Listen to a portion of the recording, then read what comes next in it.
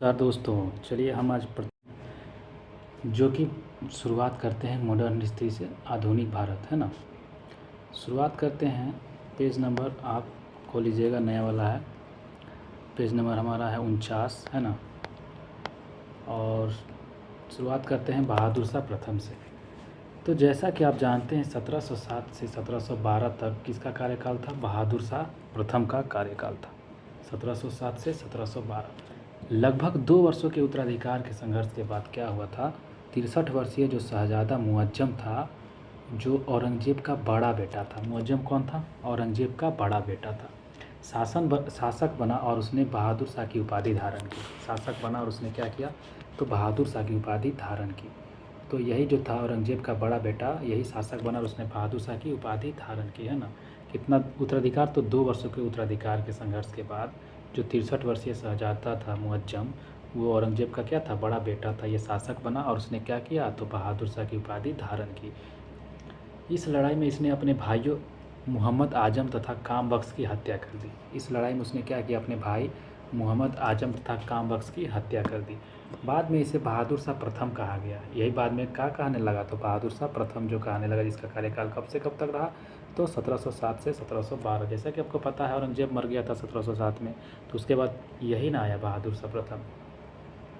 तो ये कौन था? औरंगजेब का ही बड़ा बेटा था मुअज्जम, है ना। 63 वर्षीय तक क्या हुआ था? ये 63 वर्ष का था और 2 वर्ष तक उत्तराधिकार के लेके क्या हो रहा? संघर्ष हो रहा था उसमें कि हम बनेंगे राजा, ऐसे करके।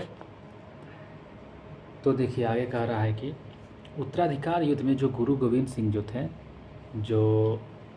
सिंह जो थे वो बहादुर शाह का साथ दिए थे। किसका साथ दिए थे? उत्तराधिकार इस युद्ध में, जो उत्तराधिकार का युद्ध हो रहा था, इसमें गुरु गोविंद सिंह का साथ देने वाले कौन थे? सॉरी, बहादुर शाह का साथ देने वाले कौन थे? गुरु गोविंद सिंह जी, तो है ना।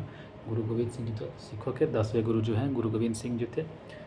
और आगे देखिए, इन्हीं के कारण क्या हुआ था कि औरंगजेब क्या किया था?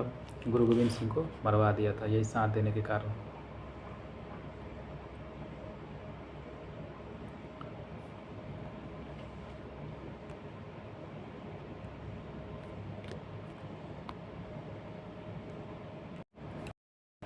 जी आगे देखते हैं, मुगलों में स्वतंत्र होने वाले राज्य एवं संस्थापक। तो मुगलों में स्वतंत्र होने वाले राज्य एवं संस्थापक देखिए, अवध से शहादत खान क्या हुआ था? अवध से शहादत खान जो था ये स्वतंत्र हुआ था मुगलों से। हैदराबाद से कौन हुआ था? हैदराबाद से चिनकलीज खा या निजामुल मुल्क जो हुआ था, जिसको हम लोग आसफ जाह भी बोलते हैं, निजामुल मुल्क आसफ जाह। तो अवध से शहादत खान स्वतंत्र हुआ था, हैदराबाद से चिनकलीज खा या निजामुल मुल्क स्वतंत्र हुआ था। रुहेलखंड से वीर दाऊद एवं अली मोहम्मद खान। रुहेलखंड से कौन था? रुहेलखंड से वीर दाऊद एवं अली मोहम्मद खान। बंगाल से कौन था? बंगाल से मुर्शीद कुली खान था। बंगाल से कौन था? बंगाल से मुर्शीद कुली खान था। कर्नाटक से कौन था? कर्नाटक से सादुतुल्ला खान था। कर्नाटक से कौन था? सादुतुल्ला खान था। कर्नाटक से कौन था? सादुतुल्ला खान। भरतपुर से चुरामन एवं बदन सिंह। भरतपुर से चुरामन एवं बदन सिंह। भरतपुर से चुरामन एवं बदन सिंह था। भरतपुर से चुरामन एवं बदन सिंह था। तो याद रखिएगा, अवध से शहादत खान, हैदराबाद से चिनकलीज खान, निजामुल मुल्क और आसफ जाह, है ना। ये एक ही हैं। चिनकलीज खान हो गया अलग और निजामुल मुल्क आसफ जाह ये एक अलग हो गया। तो अवध से शहादत खान याद रखिएगा क्या हुआ था? मुगल से स्वतंत्र हो गया था। हैदराबाद से चिनकलीज खान, निजामुल मुल्क स्वतंत्र हो गया था। रुहेलखंड से वीर दाऊद और अली मोहम्मद खान स्वतंत्र हुआ था। बंगाल से स्वतंत्र होने वाला कौन था? मुर्शीद कुली खान। बंगाल से स्वतंत्र होने वाला कौन था? मुर्शीद कुली खान। कर्नाटक से कौन था? सादुतुल्ला खान। कर्नाटक से कौन था? सादुतुल्ला खान। कर्नाटक से कौन था? सादुतुल्ला खान। याद रखिएगा, बंगाल से कौन था? मुर्शीद कुली खान था। कर्नाटक से कौन था? सादुतुल्ला खान। कर्नाटक आप देखें ना, कर्नाटक, वहाँ से कौन स्वतंत्र हुआ था? सादुतुल्ला खान। याद रखिएगा, कर्नाटक से कौन स्वतंत्र हुआ था? सादुतुल्ला खान। भरतपुर से चुरामन एवं बदन सिंह। भरतपुर से कौन स्वतंत्र हुआ था? चुरामन एवं बदन सिंह स्वतंत्र हो गया था भरतपुर से, है ना। भरतपुर जो है, भरतपुर से कौन स्वतंत्र होने वाला था? चुरामन एवं बदन सिंह। चुरामन एवं बदन सिंह। कर्नाटक से सादुतुल्ला खान, भरतपुर से चुरामन एवं बदन सिंह। मुगल सम्राट मोहम्मद शाह ने शहादत खान को बुरहान उल मुल्क की उपाधि दी। जो मुगल सम्राट था, मुगल सम्राट मोहम्मद शाह ने शहादत खान को बुरहान उल मुल्क की क्या दी? उपाधि दी। मुगल सम्राट शहादत खान ने बुरहान उल मुल्क की क्या दी? तो बुरहान उल मुल्क की उपाधि दी। मुगल सम्राट कौन? तो मोहम्मद शाह ने। किसको? तो शहादत खान को बुरहान उल मुल्क की उपाधि दिया था। यही शहादत खान जो है, कौन सा शहादत खान? अवध का जो शहादत खान है, इसी के मुगल सम्राट जो थे मोहम्मद शाह ने शहादत खान को ही क्या दिया था? तो बुरहान उल मुल्क की उपाधि दी थी मुगल सम्राट। और शहादत खान का असली नाम कौन था? मीर मोहम्मद था। शहादत खान का असली नाम क्या था? तो मीर मोहम्मद अमीन था, मीर मोहम्मद अमीन था, मीर मोहम्मद अमीन था। चलिए आगे देख, चलिए तो आगे देखते हैं खाकी खान। खाकी खान ने बहादुर शाह को शाह ए बेखबर की उपाधि दी थी। जो खाकी खान था, खाकी खान ने बहादुर शाह को क्या किया था? शाह ए बेखबर की उपाधि दी थी। जो खाकी खान था उन्होंने बहादुर शाह को शाह ए बेखबर की उपाधि दी। जहानदार शाह, देखिए जहानदार शाह जो है 1712 से 1713 मात्र 1 साल के लिए बना था जहानदार शाह। जुल्फ़िकार खान की मदद से जहानदार शाह शासक बना। किसकी मदद से? जुल्फ़िकार खान की मदद से बहादुर जहानदार शाह क्या बना? तो शासक बना जुल्फ़िकार खान की मदद से। जुल्फ़िकार खान को प्रधानमंत्री बनाया। उसने साम्राज्य की वित्तीय स्थिति ठीक करने के लिए इजारा प्रथा की शुरुआत की।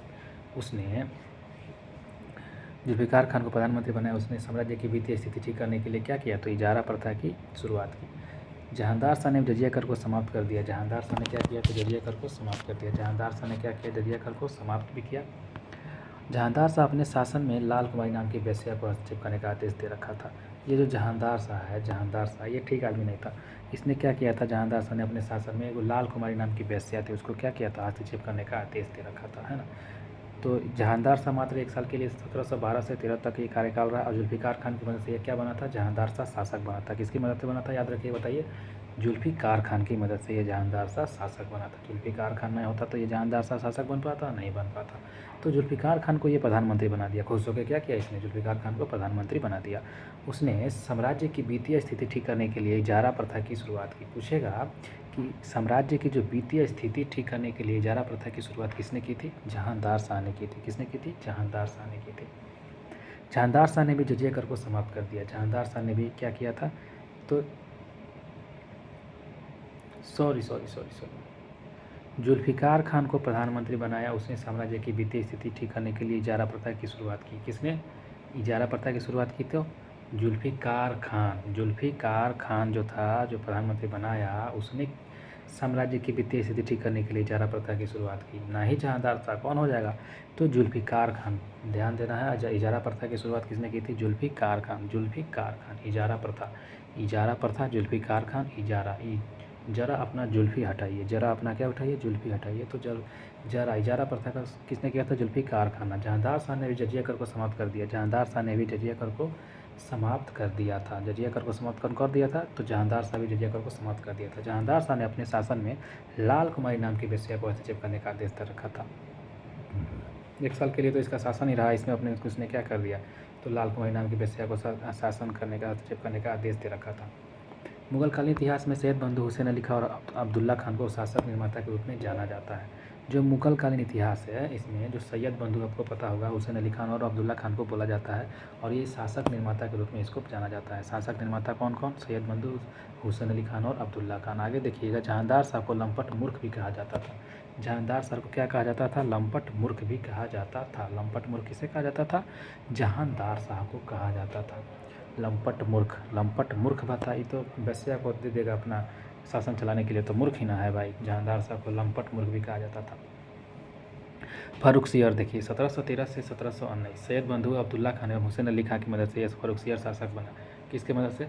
तो सैयद बंधुओं की मदद से, अब्दुल्ला खान और हुसैन अली खान की मदद से फ़र्रुखसियर क्या बन गया? तो शासक बना था। सैयद बंधुओं जो दो थे, अब्दुल्ला खान और हुसैन अली खान, इन्हीं की मदद से क्या बना? तो फ़र्रुखसियर शासक बना। फ़र्रुखसियर जो था, इसका कार्यकाल 1713 से 19 तक था। 1713 से 19 तक इसका शासन कार्यकाल, तो फ़र्रुखसियर का। तो पहला हम लोग 1712 से 13 1 साल के लिए किसका देखे थे? जहानदार शाह का देखे थे। नीचे यहाँ पे हम लोग देखे थे ना, जहानदार शाह का देखे थे 1712 से 13। अब वही हम लोग यहाँ पे देख रहे हैं कि अब कौन आएगा? फ़र्रुखसियर आएगा। फ़र्रुखसियर 1713 से 19, लगभग कितना साल हो गया? तो 14, 15, 16, 17, 18, 19, 6 साल के लिए यह फ़र्रुखसियर बना था। सैयद बंधु अब्दुल्ला खान एवं हुसैन अली खान की मदद से फ़र्रुखसियर शासक बना था, ठीक ना। फ़र्रुखसियर के मुगल वंश का घृणित कायर कहा गया है। फ़र्रुखसियर को मुगल वंश का घृणित कायर कहा गया है। घृणित कायर किसे कहा गया है? फ़र्रुखसियर को मुगल वंश का घृणित कायर कहा गया है। भाई सियार किसको बोलते हैं? घृणित कायर को ही सियार बोलते हैं, है ना। तो जो कायर रहता है उसको सियार बोलते हैं। तो घृणित कायर हम लोग याद रखते हैं, किसको बोलते हैं? फ़र्रुखसियर को बोलते हैं, है ना। 1715 एवं शिष्टमंडल जॉन सुलेमान के नेतृत्व में भारत आया था। 1715 में क्या हुआ था? 1715 में तो क्या हुआ था? 1715 में एक शिष्टमंडल जॉन सुलेमान के नेतृत्व में भारत आया। यह शिष्टमंडल फर्रुखसियार के दरबार में 1717 में पहुंचा था। मतलब एक शिष्टमंडल आया था, है ना, जॉन सुरमन के नेतृत्व में। कब आया था बताइए। एक शिष्टमंडल जॉन सुरमन के नेतृत्व में कब आया था? 1715 में। और यह जो था, यह शिष्टमंडल में एक डॉक्टर हुआ करता था, ठीक ना। जब वो आया था उसी के साथ में फर्रुखसियार, उस समय क्या हुआ था ना कि फर्रुखसियार पूरा जानलेवा घाव से पीड़ित था। 1717 में पहुंचा उसके दरबार में और देखा तो ये क्या जानलेवा घाव से पीड़ित था। और वो जो डॉक्टर आया था उस शिष्टमंडल में, उसका नाम था हैमिल्टन। वो हैमिल्टन नामक डॉक्टर ने उसको क्या कर दिया, फर्रुखसियार को इलाज कर दिया। जब फर्रुखसियार का इलाज किया तो डॉक्टर खुश हो गया। फर्रुखसियार बोला कि वाह, और खुश होकर उसने अंग्रेज़ों को भारत में कहीं भी व्यापार करने की अनुमति दे दी। इससे वो क्या दिया, उसको अनुमति दे दिया कि आप कहीं भी व्यापार कर सकते हैं और आपका जो सिक्का है, अंग्रेज़ी सिक्का, वो भी आपका हर जगह मान्यता प्राप्त दे दिया जाएगा। ये कौन किसने लागू कर दिया? तो फर्रुखसियार लागू कर दिया। क्यों? क्योंकि उसका घाव ठीक कर दिया था हैमिल्टन डॉक्टर। और फर्रुखसियार द्वारा जारी किया गया इस घोषणा को ईस्ट इंडिया का मैग्ना कार्टा कहा जाने लगा। जो यही जो फर्रुखसियार क्या कर दिया कि लागू कर दिया कि हाँ, आप सब व्यापार कर सकता है अंग्रेज़ कहीं भी, और अपना रुपया जो अंग्रेज़ी सिक्का है वो भी चला सकता है। तो इसी को उन लोगों ने क्या कहा, ईस्ट इंडिया का मैग्ना कार्टा कहा जाने लगा। तो पूछेगा कि हैमिल्टन नामक डॉक्टर ये कब आया था? 1715 में आया था। और ये पहुंचा कब था फर्रुखसियार के दरबार में? तो 1717 में फर्रुखसियार के दरबार में पहुंचा था। तो याद रखिएगा, 1715 में आया, 2 साल के बाद पहुंचा 1717 में। चलिए आगे देखते हैं। 1719 में सैयद बंधुओं ने पेशवा बालाजी विश्वनाथ की सहायता से फर्रुखसियार को गद्दी से उतार दिया एवं अंधा बनाकर मार डाला। 1719 में क्या हुआ था? सैयद बंधुओं ने पेशवा बालाजी विश्वनाथ की सहायता से फर्रुखसियार को गद्दी से उतार दिया और अंधा बनाकर मार डाला। किसको? फर्रुखसियार को क्या किया? गद्दी से उतार दिया और अंधा बनाकर मार डाला। रफ़ी उद दराजत, अब देखिए क्या हुआ था कि 1719 में सैयद बंधुओं ने पेशवा बालाजी विश्वनाथ की सहायता से, पेशवा थे बालाजी विश्वनाथ, उसी की सहायता से क्या हुआ, सैयद बंधु जो थे फर्रुखसियार को गद्दी से उतार दिया और अंधा बनाकर मार डाला। और अंधा बनाकर क्या किया? मार डाला। अंधा बनाकर क्या किया? मार डाला। रफ़ी उद दराजत 28 फरवरी 6 जून 1719 ईस्वी में मुगल शासकों में सबसे कम दिन शासन किया था। रफ़ी उद दराजत जो 28 फरवरी 6 जून 1719 इसमें मुगल शासकों में सबसे कम दिन शासन किया था। रफ़ी उद दराजत ने सबसे कम दिन शासन करने वाला मुगल कौन थे? तो रफ़ी उद दराजत थे। कौन थे? रफ़ी उद दराजत। और हम लोग देखे थे फर्रुखसियार को बनाया किसने था? तो यही सैयद बंधुओं ने बनाया था। मरवा किसने दिया? तो सैयद बंधुओं ने बनवा दिया। किसकी सहायता लेकर? तो पेशवा बालाजी विश्वनाथ की सहायता से फर्रुखसियार को गद्दी से उतार दिया, उसको मरवा दिया। तो ये जो था ना सैयद बंधु, इसीलिए इसको शासक निर्माता बोला जाता था। जिसको चाहता था उसको बना देता, जिसको चाहता था उसको हटा भी देता था। तो देखिए 1719 में उसको मरवा भी दिया। किसको? फर्रुखसियार को। बनाया था इसी ने 1713 से 19। बस इतना आपको याद रखना है। पूछ लेगा फर्रुखसियार का शासनकाल कब से कब तक था? 1713 से 19। 1713 से 19 था इसका शासनकाल, है ना। रफ़ी उद दौला, देखिए रफ़ी उद दौला 6 जून 17 सितंबर 1719 सैयद बंधुओं ने रफ़ी उद दौला को शाहजहाँ द्वितीय के नाम से राजगद्दी पर बैठाया। यह अफ़ीम का आदी था। पूछेगा कि अफ़ीम का आदी कौन था, कौन सा मुगल था? तो ये रफ़ी उद दौला। दौला जो था, दोगला, यही दोगला आदमी क्या करता था? अफ़ीम का आदी था। तो ऐसे याद होगा, रफ़ी उद दौला जो था ये अफ़ीम का आदी था। और सबसे कम समय तक कौन शासन किया था? तो रफ़ी उद दराजत सबसे कम समय तक शासन किया था, याद रखिएगा। आगे चलते हैं, मोहम्मद शाह के बारे में देखते हैं। मोहम्मद शाह का शासनकाल कब से कब तक था? 1719। अब कौन आएगा? 1719 से 48 के बीच में आएगा मोहम्मद शाह। बड़ा लंबा समय तक शासन किया है मोहम्मद शाह। किसके बाद आया? तो फर्रुखसियार के बाद आया। पहला कौन था? जहांदार शाह के बाद फर्रुखसियार के बाद मोहम्मद शाह, ठीक है, याद रखिएगा। 1213 जहांदार शाह था। 1213 कौन था? जहांदार शाह 1213 था। और 13 से 19 कौन था? फर्रुखसियार। 13 से 19 कौन था? फर्रुखसियार। और 19 से 48 बहुत लंबा समय तक कौन आया? मोहम्मद शाह आया, है ना। वो लंबा समय तक 1719 से 48 मोहम्मद शाह आया। 1719 से 48 कौन आया? मोहम्मद शाह आया।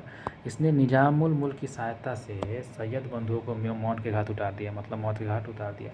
ये जो मोहम्मद शाह आया ना, इस सब बहुत लंबा समय तक शासन कैसे किया? क्योंकि इसने सोचा कि जो सैयद बंधु हैं, जिसको बना रहे हैं, उसको बिगाड़ रहे हैं, सबसे पहले इनको हटाओ। तो मोहम्मद शाह क्या किया? निजामुल मुल्क की सहायता लिया, और सहायता लेने के बाद सैयद बंधु को ही मौत के घाट उतार दिया कि ना रहेगा बाँस, ना बजाएगी बाँसुरी। तो सबसे पहले साइड कर दिया सैयद बंधुओं को। अब देखिए क्या हुआ कि तुरानी सैनिक हुआ करते थे हैदर बेग, उनने 9 अक्टूबर 1720 को सैयद बंधु हुसैन अली खां को हत्या कर दी। यही जो हत्या के बारे में बता रहा है कि तुरानी सैनिक थे हैदर बेग, उन्होंने 9 अक्टूबर 1720 को सैयद बंधु हुसैन अली खां की हत्या कर दी और 1724 में निज़ाम उल मुल्क वजीर बना। और वही जो था 1724 में जो निज़ाम उल मुल्क था, जिसकी सहायता से सैयद बंधुओं को मरवाया था, तो वही क्या बन गया, वजीर बन गया। वजीर बन गया, सेनापति बना, है ना। तो मोहम्मद शाह का सेनापति कौन बन गया, वजीर कौन बन गया, सॉरी, निज़ामुल मुल्क। किस और क्या करवाया था ये, तो यही सैयद बंधुओं को मौत के घाट उतरवाया था मोहम्मद शाह के कहने पर। तो 1719 मोहम्मद शाह का शासनकाल था। आगे चलते हैं। इसके शासन के दौरान 1737 में मराठा पेशवा जो थे वो बाजीराव प्रथम की दिल्ली पर हमला किया था। इसी के शासन के दौरान क्या हुआ था, 1737 में मराठा पेशवा बाजीराव प्रथम ने दिल्ली पर हमला किया था। इसके शासनकाल में, इसके शासन के दौरान 1737 में क्या हुआ था, मराठा जो पेशवा हुआ करते थे, मराठा पेशवा बाजीराव प्रथम ने दिल्ली पर हमला किया था। इसके शासन के दौरान 1737 में मराठा पेशवा बाजीराव प्रथम ने क्या किया था, दिल्ली पर हमला किया था। किसके शासनकाल के दौरान, तो यही मोहम्मद शाह के शासनकाल के दौरान क्या हुआ था, 1737 में मराठा जो पेशवा हुए थे बाजीराव प्रथम, दिल्ली पर हमला किए थे। इसी के समय ईरान के सम्राट नादिर शाह जो थे 1739 में दिल्ली पर आक्रमण किए और करनाल के युद्ध में मंगलों पर परास्त किया। इसी के समय में क्या हुआ था कि ईरान के समय नादिर शाह भी 1739 में इसी के समय में हमला किया। 2 हमला इसके समय में हुआ है, ध्यान दीजिएगा। एगो तो हमला हुआ था मोहम्मद शाह के समय में, एगो हमला 1737 में मराठा पेशवा बाजीराव प्रथम की दिल्ली पर किया था, और दूसरा 2 साल के बाद नादिर शाह जो था ईरान का सम्राट, उसने 1739 में आक्रमण किया था, करनाल के युद्ध में मुगलों को परास्त किया। और करनाल के युद्ध में किसको परास्त किया, यही मुगल जो था मोहम्मद शाह, इसको परास्त किया करनाल के युद्ध में। तो पूछेगा कि नादिर शाह ने कौन से मुगल सम्राट को हराया, सबसे पहले पूछेगा तो मोहम्मद शाह को हराया। और मोहम्मद शाह को हराया तो कौन सा युद्ध में हराया, तो करनाल के युद्ध में हराया। और पूछेगा कौन सा इस सदी था, कौन सा ईस्वी था, तो 1739 ईस्वी चल रहा था उस समय, 1739। और 1737 में 2 साल पहले भी हुआ था, जिसमें मराठा पेशवा बाजीराव ने दिल्ली पर हमला किया था, ये मोहम्मद शाह के समय में, है ना। 1737 में मराठा पेशवा बाजीराव प्रथम ने हमला किया था, 1739 में कौन हमला किया, तो नादिर शाह ने हमला किया था। हैदराबाद, देखिए नोट में लिख रहा है कि हैदराबाद की स्थापना तुरानियों ने की, औरत की स्थापना ईरानियों ने की। ये याद रखना है कि हैदराबाद की जो स्थापना हुआ था वो तुरानियों ने किया था, एवं अवध की स्थापना किसने किया था, ईरानियों ने किया था। हैदराबाद की स्थापना तुरानियों ने, अवध की स्थापना ईरानियों ने किया था। ईरान, देखिए ईरान जो था फारस जिसको बोलते हैं, ये सम्राट नादिर शाह ने 1739 ईस्वी में दिल्ली पर आक्रमण किया। उस समय दिल्ली का शासक मोहम्मद शाह था। ईरान के सम्राट नादिर शाह ने 1739 में दिल्ली पर आक्रमण किया, जो हम लोग अभी देख रहे थे। और उस समय दिल्ली का शासक मोहम्मद शाह था। जाहिर सी बात है, नादिर शाह को एक ईरान का नेपोलियन भी कहा जाता है। यही जो नादिर शाह जो हमला किया था 1739 में, इसी को क्या किया जाता है, तो ईरान का नेपोलियन कहा जाता है। ईरान मतलब फारस बोलते थे उस समय, फारस का नेपोलियन कहा जाता था। तो नादिर शाह जो था लगभग 70 करोड़, नेपोलियन मतलब जो इधर जाता था ना, उधर जीत हासिल करता था। तो नादिर शाह लगभग 70 करोड़ रुपये की धनराशि और शाहजहाँ का बनवाया हुआ तख्ते ताउस तथा कोहिनूर हीरा लेकर फारस वापस लौटा था। कौन, नादिर शाह जो लगभग 70 करोड़ रुपया उसे लिया था मोहम्मद शाह से, 70 करोड़ रुपये का धनराशि लिया, और शाहजहाँ का जो बनवाया हुआ तख्ते ताउस था, पीकॉक थ्रोन जिसको बोलते हैं, उससे बैठता था मोहम्मद शाह, उसको ले लिया। कौन ले लिया, नादिर शाह ले लिया, क्योंकि जीत गया था। और पूछेगा कौन सा युद्ध में जीता था, तो हम लोग ऊपर देखे थे करनाल के युद्ध में मुगलों को परास्त किया था नादिर शाह, करनाल के युद्ध में, याद रखिएगा, करनाल के युद्ध में। और देखिए क्या हुआ था, 70 करोड़ रुपया भी लिया, शाहजहाँ का बनाया तख्ते ताउस जो पीकॉक थ्रोन था उसको लिया, और एक और चीज़ ले लिया, क्या ले लिया, कोहिनूर हीरा भी लेके वे फारस वापस लौट गया नादिर शाह। अब देखिए तख्ते ताउस जो था, मयूर सिंहासन पर बैठने वाला अंतिम मुगल शासक वही ना होगा, मोहम्मद शाह होगा। और सुंदर युवतियों के प्रति अत्यधिक रुझान के कारण मोहम्मद शाह की रंगीला बादशाह भी कहा जाता था। ये जो मोहम्मद शाह था बहुत रंगीला किस्म का आदमी था, तो सुंदर युवतियों के प्रति इसका रुझान हुआ करता था मोहम्मद शाह का, जो मोहम्मद शाह को रंगीला बादशाह कहा जाता था, है ना, इसीलिए इसको।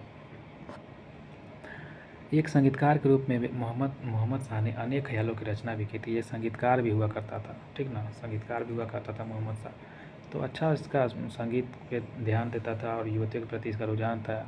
ध्यान एथी पर तो देता नहीं था अपना साम्राज्य पर, तो यही ना होगा, बाहर का आक्रमण करके चल देगा। शुरू में आया था तो ध्यान दिया था, बाद में ये लग गया उल्टा पुल्टा समय। मोहम्मद शाह के शासनकाल से देखिए, मोहम्मद शाह के शासनकाल में ही हैदराबाद की जो चिनकलीज खान ने निजामुल मुल्क की उपाधि धारण की थी। मोहम्मद शाह के जो शासनकाल चल रहा था, इसी के समय ही क्या हुआ था कि हैदराबाद के चिनकलीज खान ने निजामुल मुल्क की उपाधि धारण की और 1725 ईस्वी में स्वतंत्र राज्य की स्थापना की। और 1725 ईस्वी में स्वतंत्र राज्य की क्या की?